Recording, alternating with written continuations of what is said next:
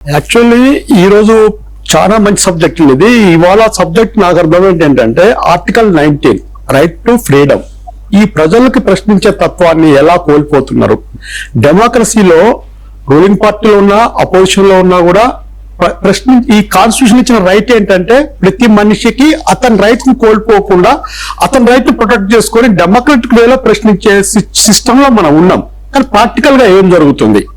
Suppose మీరు తీసుకోండి, food adulteration తీసుకోండి. చాలా సమస్యలు సామాజికంగా సామాన్య ప్రజలు భరిస్తున్న రోజులు ఇవి. మీరు అన్నట్లు రిట్ ఆఫ్ మాండమస్ కానీ, రిట్ ఆఫ్ సర్సరీ కానీ, ఆర్టికల్ 226 హైకోర్టు రిట్స్ కానీ, 32 రిట్స్ కానీ, ఇట్స్ వెరీ వెల్. దాని వెరీ జడ్జ్మెంట్స్ చాలా ఉన్నాయి, 100 ఆఫ్ జడ్జ్మెంట్స్ ఉన్నాయి right to freedom regarding that. Even right to speech of right to freedom of press also. కానీ ఈ రోజు జరుగుతున్న వాస్తవ పరిస్థితి ఏంటంటే డెమోక్రటిక్ కంట్రీలో democratic system, policy making system లో ఎంతవరకు ప్రజలు ఈ ప్రశ్నించే రాజ్యాంగ హక్కును ఉపయోగించుకుంటున్నారు అనేది మన ముందున్న పెద్ద ప్రశ్న. ఈ రోజు నాకు అర్థమైనంత వరకు నేను ప్రశ్నిస్తున్నా, నన్ను ఏ కేటగిరీ కింద చూస్తుంది సొసైటీ? నేను కేసు ఫైల్ చేస్తా, నన్ను ఏ కేటగిరీ కింద చూస్తుంది? ప్రశ్నించే వాళ్ళని విమర్శించే స్థాయిలో సిస్టమ్ ఉన్నప్పుడు మన ఫండమెంటల్ రైట్స్ ప్రొటెక్షన్ ఎవరు ఇవ్వాల్సి వస్తుంది? ఇప్పుడు మన ఫండమెంటల్ రైట్స్ ప్రొటెక్షన్ ఎవరు ఇవ్వాలి? హ్యూమన్ రైట్స్ కి వెళ్ళొచ్చు, హైకోర్టుకి వెళ్ళొచ్చు, సుప్రీంకోర్టుకి వెళ్ళొచ్చు. There are bunch of supreme court judgments here. కానీ బేసిక్ లెవెల్లో డెమోక్రటిక్ వేలో డెమోక్రటిక్ డెఫినేషన్ రీడిఫైన్ చేయాల్సిన పరిస్థితిలో ఉన్నాం మనం.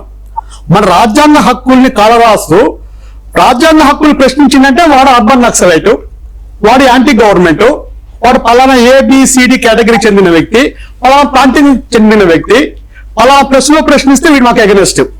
నిజాన్ని ప్రజల కోసం, అవసరం కోసం బేస్డ్ ఆన్ కాన్స్టిట్యూషన్ రైట్ ని ప్రశ్నించే తత్వాలు ప్రజలు భయపడుతున్నందుకు ఆ పరిస్థితులు ఎందుకు వచ్చినాయని ఆలోచించాల్సిన అవసరం వాళ్ళందరి ముందులో ఉన్నది. ఫస్ట్ ఆఫ్ ఆల్, ఇప్పుడు ఇందాక మన మిత్రులు, సీనియర్ మిత్రులు చెప్పినారు బార్ కౌన్సిల్ గురించి, బార్ అడ్వకేట్స్ గురించి. మా ఫ్రెండ్ బాగా చెప్పారు. ఫ్రెండ్ ఇక్కడ క్వశ్చన్ ఏంటంటే అడ్వకేసీ కాదు, ప్రజలు డెమోక్రసీలో ప్రజలు ఇంపార్టెంట్. మనం one of the thing is the judiciary, legislator, judiciary as well as the press ఉన్నట్లు అన్ని వింగ్స్ కూడా డిక్టేట్ చేసే డిక్టేటర్స్ ఎవరున్నారు? ఇది ఆటవిక సమాజం కాదు, ఎందుకంటే డెమోక్రటిక్ సిస్టమ్ ఉంది, ఎలక్షనీరింగ్ ఉంది. ప్రతి సిస్టమ్ లో, ప్రతి వ్యవస్థలో ప్రశ్నించే గొంతుకలు మూసి అధికారంలోకి వచ్చే సిస్టమ్ డెవలప్ అవుతున్నప్పుడు మన స్థాయి ఎక్కడ ఉండాలి? ఇది అందరూ ఆలోచించాల్సిన అవసరం ఉందని నేను కోరుకుంటున్నాను. రాంప్రసాద్ గారు ఇందాక వారు చెప్పింది ఏంటంటే వారి యాక్టివిటీస్ కూడా నాకు చాలా చిరకాలంగా తెలుసు, దశాబ్దాలుగా. 1948 లో universal declaration of human rights నుంచే భారత రాజ్యాంగం కూడా అడాప్ట్ చేసుకున్నది ఏంటంటే ఆర్టికల్ 14, ఆర్టికల్ 19, ఆర్టికల్ 21. అంటే సమానత్వం, స్వేచ్ఛ, జీవించే హక్కు. ఇప్పుడు ఈ హక్కుల రెక్కల్ని విరిచేసేటువంటి పరిస్థితులు వచ్చినప్పుడు దానికి ఎలా మనం కాపాడుకోవాల్సిన పరిస్థితి ఏంటి? What is the remedy? Ramprasad, ఒక విషయం ఏంటంటే మనకి రాజ్యాంగంలో ఉన్న హక్కులు ఇచ్చి ఉండవచ్చు, అలాగే సుప్రీంకోర్టు తీర్పుల్లో కూడా అద్భుతమైనటువంటి విశ్లేషణ చేసి ఉండవచ్చు. కానీ కొన్ని భయంకరమైన నల్ల చట్టాలు వస్తున్నప్పుడు చాలా సార్లు మౌనంగానే ఉండిపోతున్నాం. ఉదాహరణకు ఊపా యాక్ట్ తీసుకొచ్చారు. దాంట్లో మొత్తం ఊపా యాక్ట్ చూస్తే మామూలుగా మనకి bail is a right, jail is exception. కానీ ఊపా యాక్ట్ ప్రకారం bail is exception, jail is a right. ఎంత కాలం తర్వాత వాళ్ళకి బెయిల్ వస్తుంది అనేది తెలియదు. వాళ్ళకి న్యాయం చేసిన ఆరోపణ 7 ఏళ్ళు, 8 ఏళ్ళు ఎప్పటికి ముగుస్తుందో, ఎప్పటికి ఆరోపిస్తుందో మనకి తెలియదు. ఉదాహరణ మీకు ఒక చిన్న విషయం చెప్తా. ఈ న్యాయ వ్యవస్థ, ఈ ప్రపంచం దీనికి ఏం సమాధానం చెప్తుందో చెప్పాలి. ఉదాహరణకి స్టాన్ స్వామి అని ఒక ఆయన గిరిజనుల హక్కుల కోసం ఫైట్ చేశాడు. ఆయన్ని కుట్ర చేశాడని చెప్పి లోపల పెట్టారు. పెట్టిన తర్వాత ఏమైంది? అతనికి పార్కిన్సన్ డిసీజ్ అనుకుంటా, అతను అలా కదిలిపోతుంటాడు. అంటే మామూలుగా తిండి తినడానికి వీలు లేదు, కంపల్సరీ స్కూప్ అనే సాధనం ద్వారా మాత్రమే తినాలి. ఆ స్కూప్ ఇవ్వడానికి స్కూప్ కావాలండి, అతను మనిషి తినకపోతే చచ్చిపోతాడు. ఏంటంటే స్కూప్ ఇవ్వడానికి కోర్టు 4 రోజులు చేసి దాని మీద కౌంటర్ అయిపోన్నారు. స్కూప్ మీద కౌంటర్ అయిన వాళ్ళ కాదు. అంటే ఏ స్థితిలోకి అసలు మనిషి ఏది అవసరం, వాడు తిండి అవసరం. జైల్లో పెడితే తిండి పెట్టాలి కదా, తిండి వాడు తినలేడు, స్కూప్ అవసరం. దాంట్లో కూడా పుట్టకోవడాన్ని ఎదిగే ప్రపంచంలో చిట్ట చివరికి అతను నేరం రుజువు కాకండి అని ఏళ్ల తరబడి లోపల ఉండి చనిపోయాడు. Is a father, is a judge father. అతని మీద ఆరోపణలు ఏవి రుజువు కాకుండా చనిపోయాడు. ఎప్పుడు సాయిబాబా, ప్రొఫెసర్ సాయిబాబా ఎలా చనిపోయాడో మనకు తెలుసు. తెలియకండి అతను చిట్ట చివరికి చాలా విచిత్రంగా అతని మీద నేరం రుజువు కాకపోతే సుప్రీంకోర్టుకి వెళ్తే కరోనా అప్పుడు కూడా కూర్చున్నారో లేదు కానీ ఒక్క రోజులో కూర్చుని మళ్ళీ దాన్ని స్టే ఇచ్చారు. చిట్ట చివరికి అది విడుదలైన తర్వాత అండాశల్లో ఉన్న నరకాన్ని అనిపించిన తర్వాత బయటకు వచ్చిన చదివాడు. ఇప్పుడు చెప్పండి, ప్రజాస్వామ్యంలో ఏ ఆర్టికల్, ఏ ప్రజాస్వామ్యం, ఏ న్యాయమైన వాళ్ళిద్దరిని కాపాడింది? వాళ్ళిద్దరే కాదు, ఎంతో మంది వాళ్ళు చనిపోతున్నారు. వాళ్ళు కాపాడడానికి మార్గాలేవి చెప్తున్నటువంటి ఒక ప్రజాస్వామ్య రాజ్యాంగం ఇస్ ద బిగ్ బ్రదర్, మిగతా రాజ్యాంగం కంటే. కానీ రాజ్యాంగం కంటే గొప్ప బిగ్ బ్రదర్ అయిపోయింది. కానీ దీన్ని ప్రశ్నించవలసిన వాళ్ళు ప్రశ్నించలే. ఎందుకు ప్రశ్నించలేదంటే స్పష్టమైన ఒక తత్వవేత్త కొటేషన్, మేధావులు మౌనంగా ఉంటే మూర్ఖులు రాజ్యాలు వెళ్తారు. సో ఆయన బాగానే చెప్పారు. ఇప్పుడు రామ్ ప్రసాద్ గారు చెప్పినట్టుగా విఠలరావు గారు సామాజిక కార్యకర్తల మీద ఒత్తిడి ఏ డైమెన్షన్ లో చూసినా ఏంటంటే ఇక్కడ ఒకటి గమనించాలి. ప్రభుత్వాలు ఏంటంటే ప్రతి ఉద్యమకారుడు కూడా ప్రభుత్వ వ్యతిరేకి కాదు.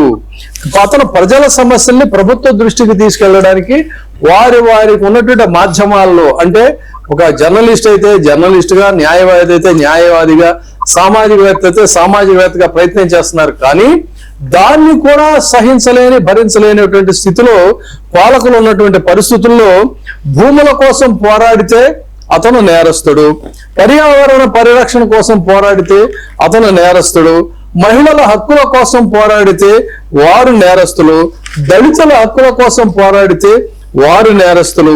సో ప్రజాస్వామ్యంలో ఇన్ని రకాలైనటువంటి సమస్యల్ని ప్రభుత్వ దృష్టికి ఏదో రకంగా తీసుకెళ్తే వాళ్ళందరూ కూడా నేరస్తులు అని చెప్పని నిరసన తెలిపేటువంటి రాజ్యాంగ హక్కే నేరం అయిపోయినటువంటి పరిస్థితుల్లో ఏం చెయ్యాలి? విఠలరావు గారు, సార్ పాలకులు ఎప్పుడు కూడా హక్కుల గురించి